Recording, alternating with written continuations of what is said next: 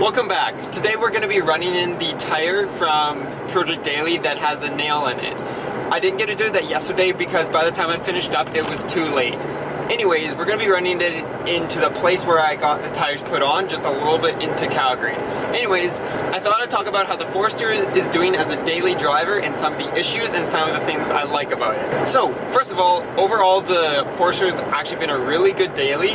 It's a little bit smoother of a ride and it has a little more creature comfort than the race car, which makes sense, right? When I'm switching between the two cars, you do notice a couple things. First of all, the suspension is softer, as I said, but it's a really big difference when you go from Project Daily to here.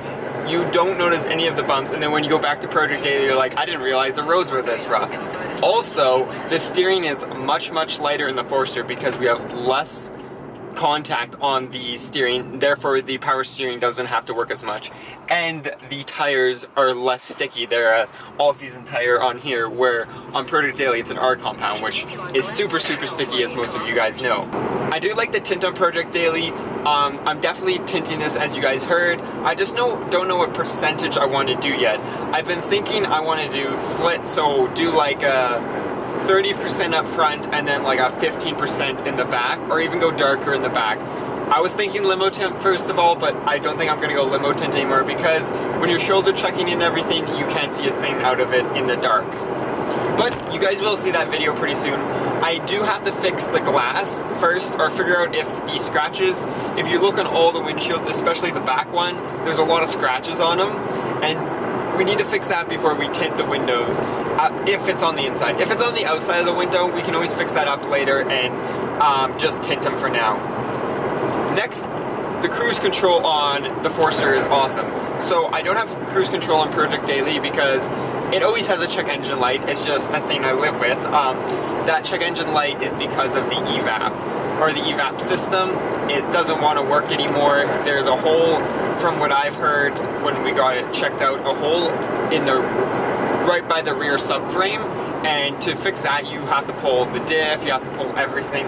So it's kind of just live with it for now until we do that eventually. And when we do that, we'll probably just end up taking the EVAP system out and get it tuned so there's no check engine light. Another thing about the Forester is it's cheap on fuel, unlike Project Daily. Just being a turbo car, Project Daily eats through a lot more gas, and that gas is premium, where on the Forester it is regular, which is about 30-40 cents cheaper depending on where you get it. And it just uses barely any. I've actually filled it up over a month ago and I'm at a quarter tank, and quarter tank will probably last me for another 2 weeks. So it's super fuel efficient on these naturally aspirated Subarus, and it's awesome. It's not so efficient on oil. It still burns oil like pretty much every other Subaru unless you have a rebuilt engine like Adrian. Another thing about the engine, it still ticks like a diesel. So I had an oil change on it, and I had him inspect everything. And the only thing they really said was that it ticks a lot. And that tick, they didn't really know what. I'm assuming it's just the top end. I hope it's the top end. But it does tick like a diesel pretty much, especially when you cold start.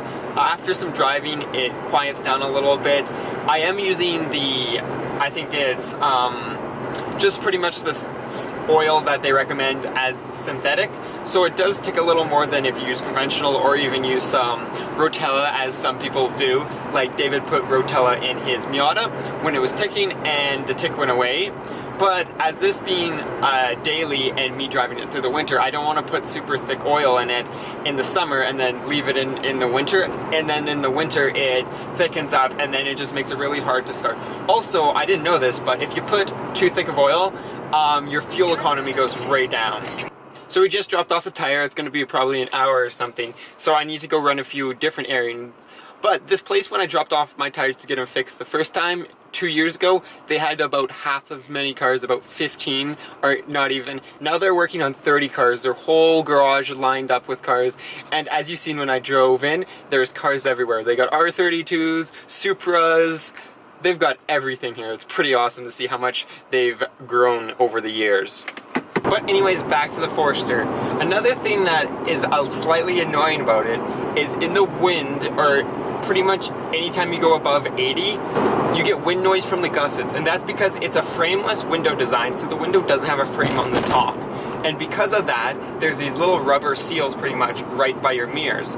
But the problem is after, what? I don't even know how old this car is. But after 14 years, yeah, that's how old it is.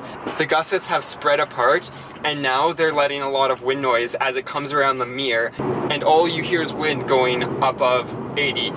And maybe Project Daily does that too, but I haven't noticed it. Maybe it's just because Project Daily is so loud. And this is also another thing that's good about this car, is it is relatively quiet on the road. Really here is the wind noise, which I'm trying to figure out how to fix that. I think if I put a seal or like tape it so that it reforms, we might be good.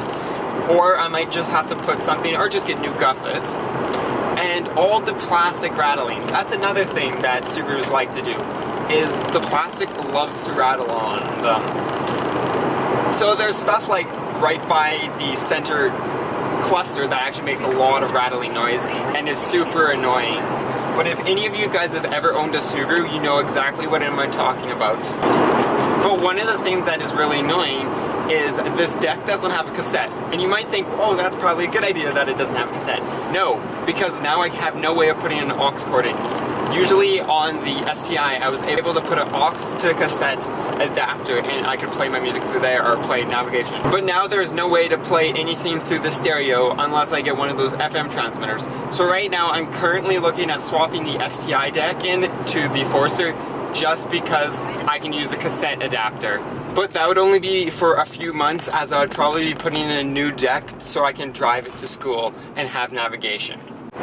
So unfortunately we're not able to pick up the tire today because they are just starting it now and I work in about an hour, so I won't be able to go pick it up and drive. That's the problem with working nights, is you only have a couple hours in the morning to go do your stuff before you work.